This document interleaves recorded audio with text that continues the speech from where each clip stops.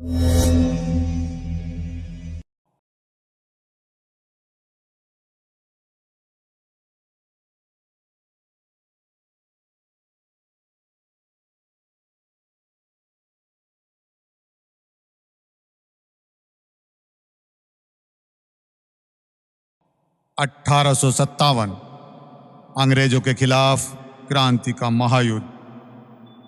जब अंग्रेज भारत की रियासतों पर कब्जा करने के साथ साथ औरतें, बच्चे, बूढ़े और गरीबों पर अत्याचार कर रहे थे, तब सभी राजा महाराजा अपनी रियासतों को अंग्रेजों से बचाने में लगे थे।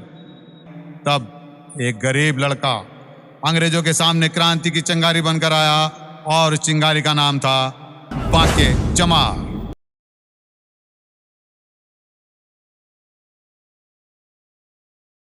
बांके के दिल में क्रांति की आग उस दिन पैदा हुई जिस दिन उसने अपने सामने एक लड़की को मरते देखा।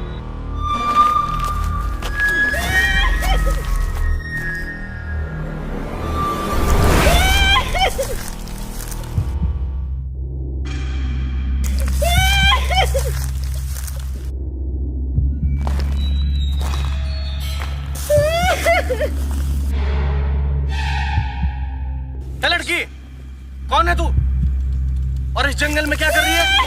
बोल।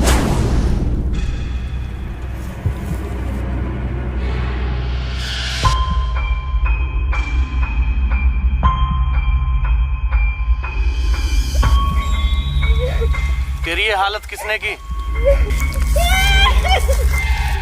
तू क्यों रो रही है?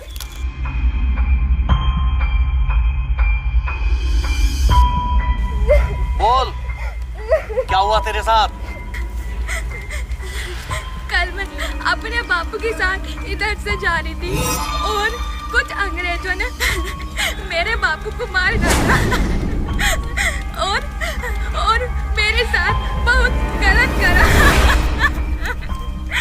एक लाश को कंधा देने में सब आ जाते हैं, मगर मेरी मदद करने कोई नहीं। अरे धिक्कार है तुम जैसों की जवानी पर।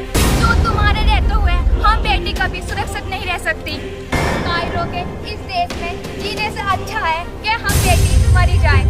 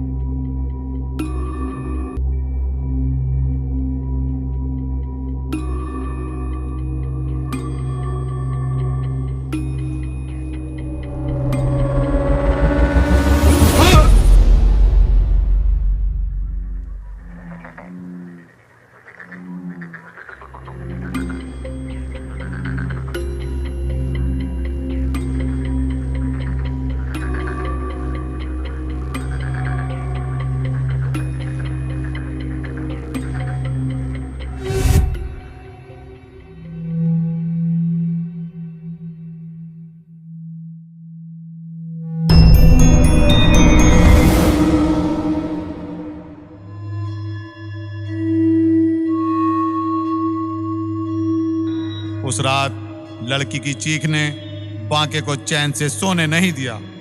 बेचैन बांके रातों को करवट बदलता रहा।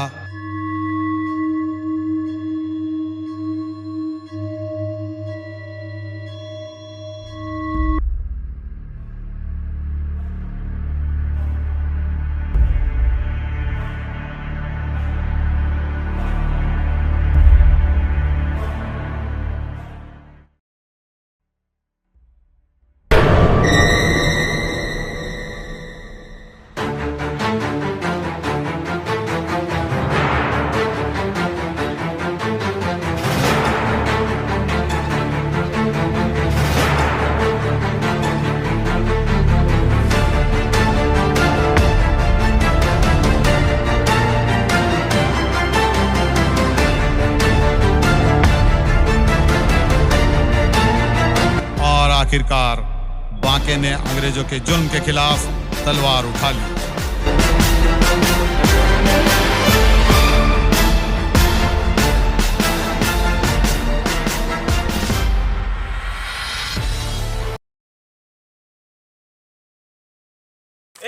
ऊंची आवाज में बात करता है, ऊंची आवाज में बात करता है।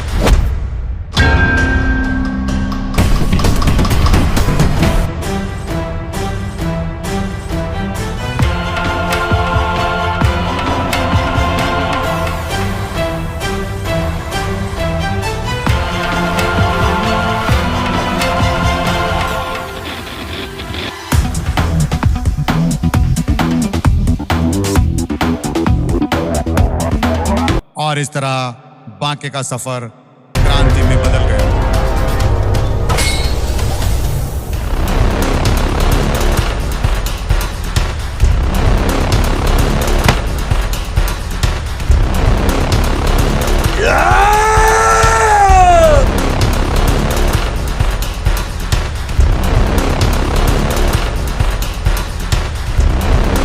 बांके ने अंग्रेजों को चुन चुन कर मारना शुरू कर दिया।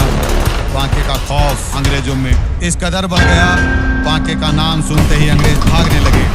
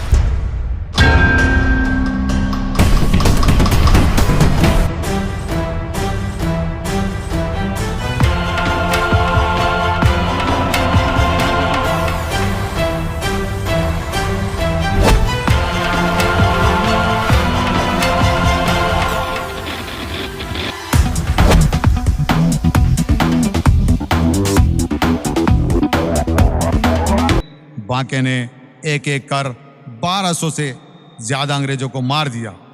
इस बीच बांके की मुलाकात कुछ क्रांतिकारियों के मुखिया हरपाल सिंह से हुई। बांके की वीरता और साहस को देखते हुए हरपाल सिंह ने बांके को मुखिया घोषित कर दिया। उधर बांके को लेकर ऊपर से अंग्रेजों पर दबाव बन रहा था। बांके बांके बांके, मुझे बांके चाहिए, जिंदा या मुर्दा। बांके को पकड़ने का केवल एक ही रास्ता है सर, बांके के सर पे इनाम रख दिया जाए। इनाम होगा तो लालच होगा, और लालच के चक्कर में कोई ना कोई हमें बांके का पता बता ही देगा। तो आज ही इनाम की घोषणा कोने कोने तक कर दो, मुझे हर हाल में बांके चाहिए।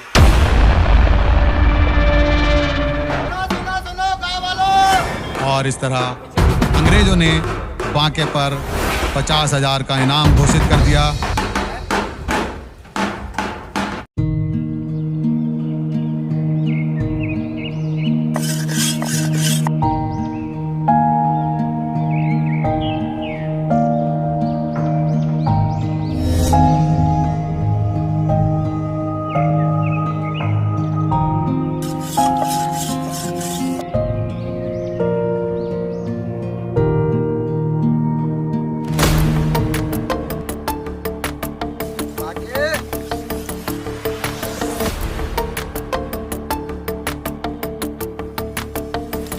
मशहूर हो गया रे बांके।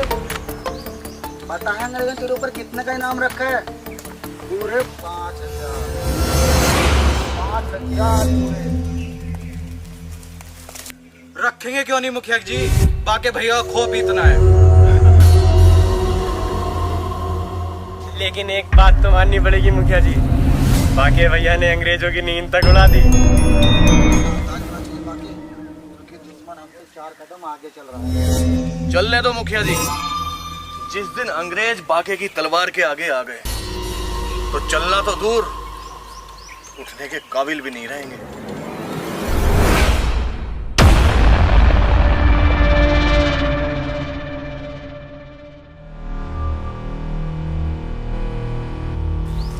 अरे ताऊ कौन, कहाँ से आए हो?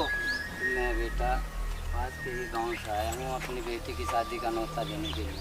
आपको यहाँ का पता किसने दिया? ये लोग मुझे जानते हैं। चलिए आइए। अरे मुखिया जी, ये ताऊ पास के ही गांव से आए हैं अपनी बेटी की शादी का न्योता देने, और कह रहे हैं कि आपको जानते हैं। अरे बांके भैया, ये तो वही चाचा हैं जिसने हमें घूट पे पानी पिलाया था। अरे चाचा आप यहाँ कैसे आए हो? सब ठीक तो है ना? हाँ ठीक है बेटा, लेकिन मैं अपनी बेटी की शादी का न्योता देने के लिए आया। चाचा हम शादी में आ तो जाते, पर इस समय हालात कोई ठीक नहीं है। रुको मुखिया जी, हम जाएंगे, जरूर जाएंगे। पर बाकी चाचा आप शादी की तैयारी करो।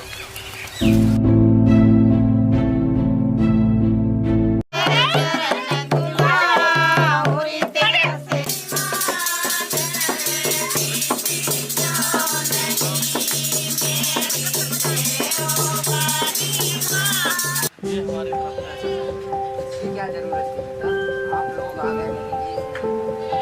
एक भाई दे रहा है अपनी बहन को, तो इसलिए इसे रखिए चाचा, और अब हमें जाने की अनुमति दीजिए, क्योंकि अब रात होने से पहले पहले हमें पहुंचना है। संभल के जाना बेटा।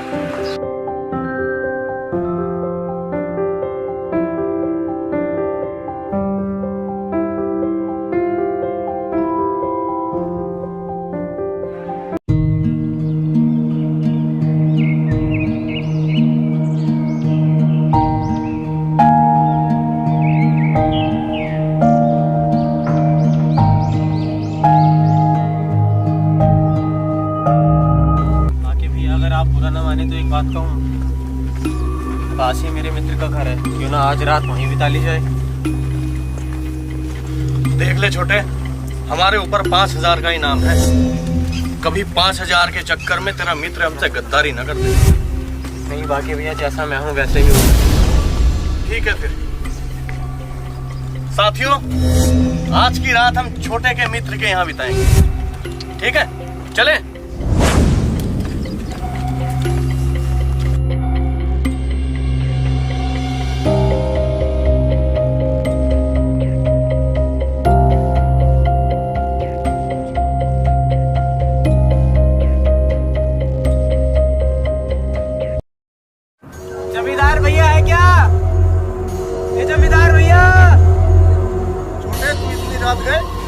भाई मुझे तुमसे कुछ काम है। और क्या काम? मुझे तुम्हारे यहाँ एक रात गुजारनी है। तो इसमें पूछने वाली क्या बात है, आजा। लेकिन क्या? मेरे साथ कुछ लोग और भी हैं। कौन है वो लोग? वो सब मैं आपको बाद में बताऊंगा। चल ठीक है, बुला ला।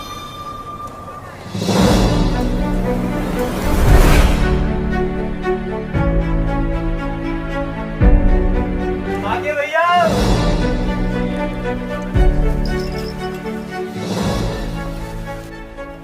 यही है मेरे मित्र।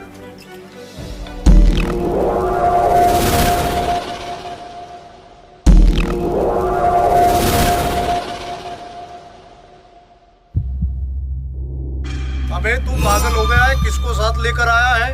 अंग्रेजों ने इसके ऊपर 5000 का इनाम रखा है। तुझे भी गोली मारेंगे और साथ साथ में मुझे भी मारेंगे। तुम जमींदार हो, इस मिट्टी का दर्द तुम क्या जानो।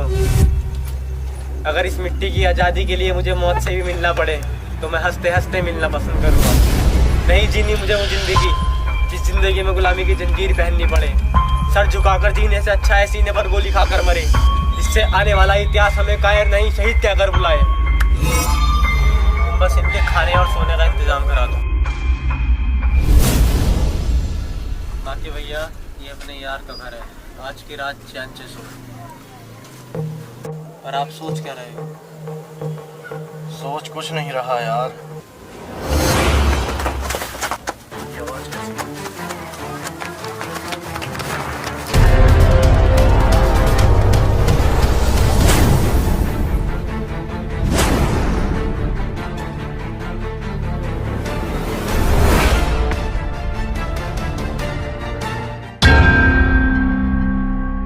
तो ये है बाके जिसने जनरल साहब की नींद हराम कर दी।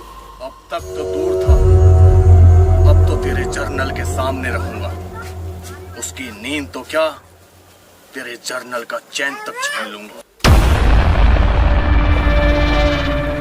मौत की गिरफ्त में है, फिर भी आंखों में डर नहीं। ये आंखें मोहब्बत से डरती हैं, नफरत से नहीं। मौत का डर क्या होता है वो इसे हम बताएंगे। चलो।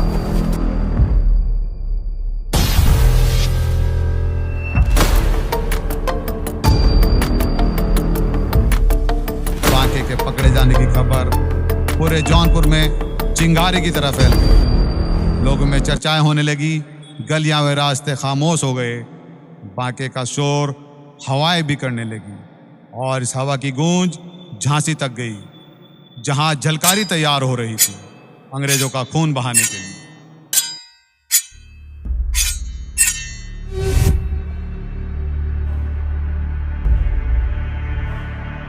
महारानी की जय हो।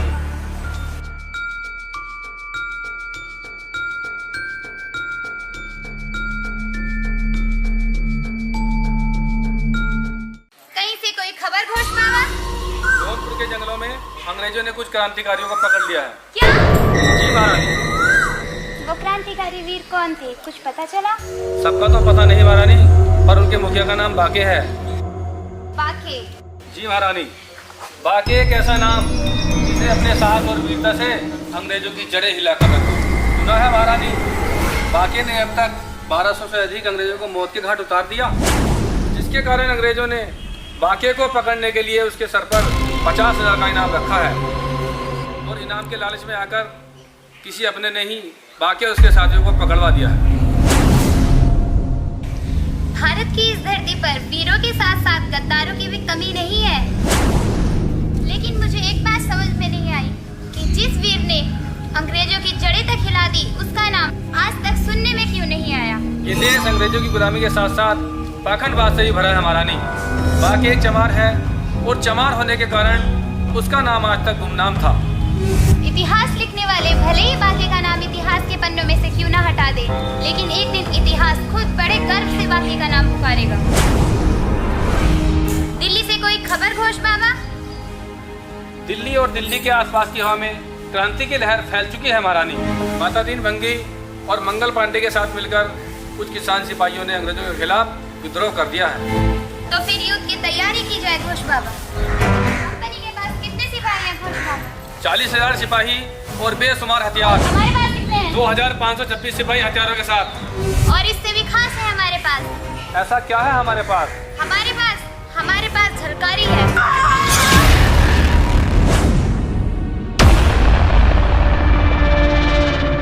झलकारी की तलवार का आगाज दुश्मनों के लहू से होता है। तात्या गुरु को युद्ध का संदेश भेज दिया जाए घोष बाबा। जी महारानी। बांके के और साथियों का पता जानने के लिए अंग्रेज बांके के शरीर पर कोड़े बरसाने लगे।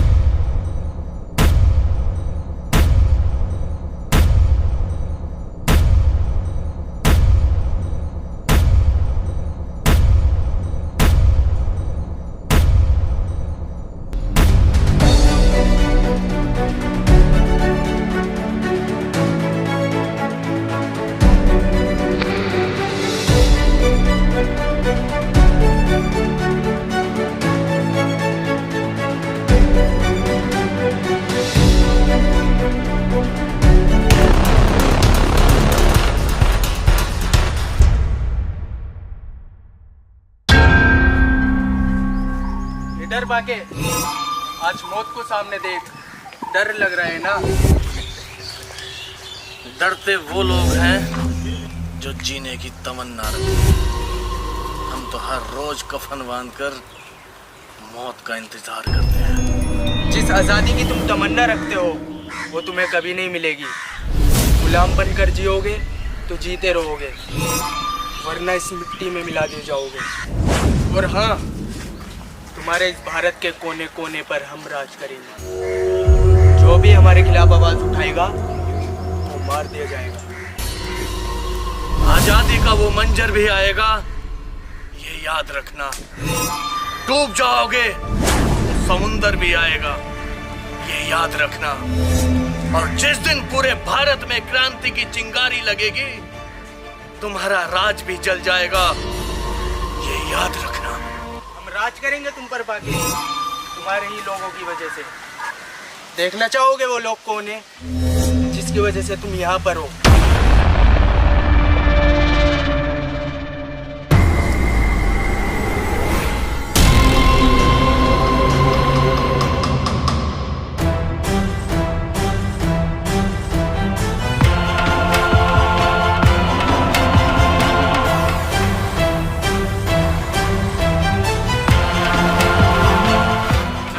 तू दिखा दी अपनी औकात, इत्कार है तुझ पे।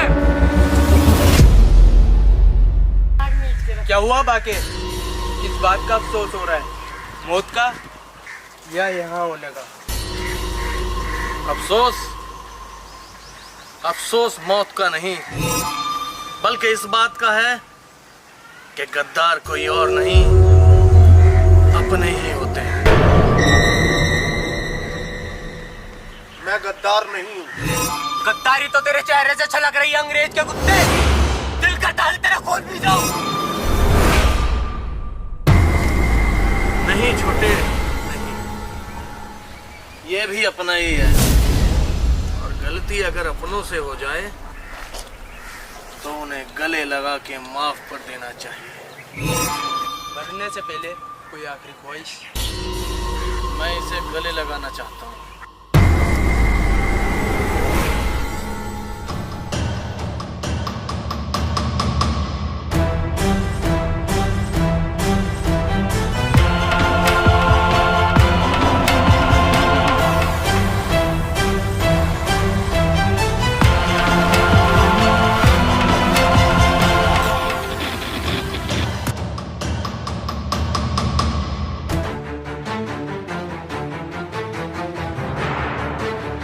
जमींदार गले लग जा।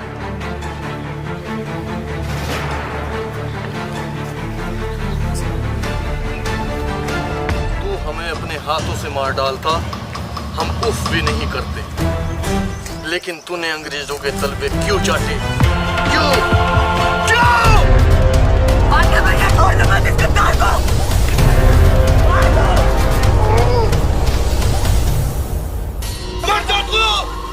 तुझे जीने का कोई अधिकार नहीं है।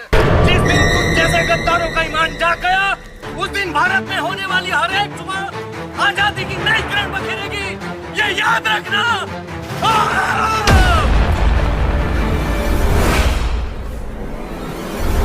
जब इतिहास तुझे याद नहीं रखेगा तो मैं याद क्यों रखूं?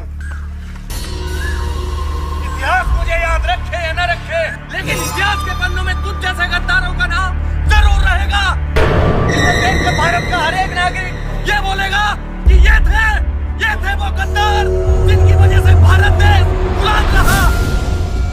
ले जाओ इसे और बंद कर दो इसके साथियों के साथ काल कोठरी में।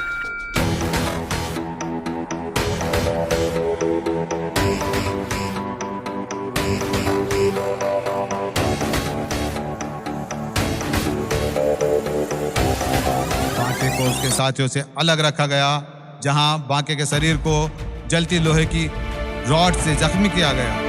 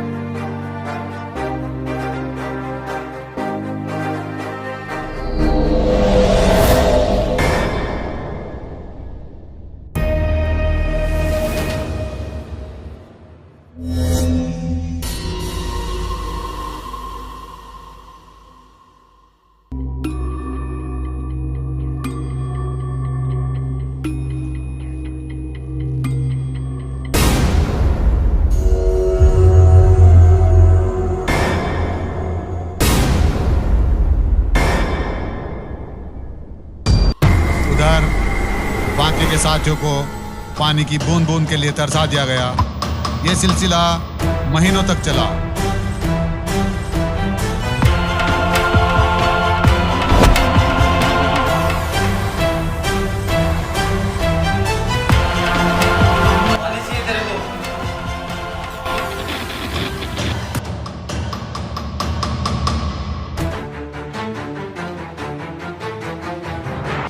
पानी पिएगा ना तू? ले।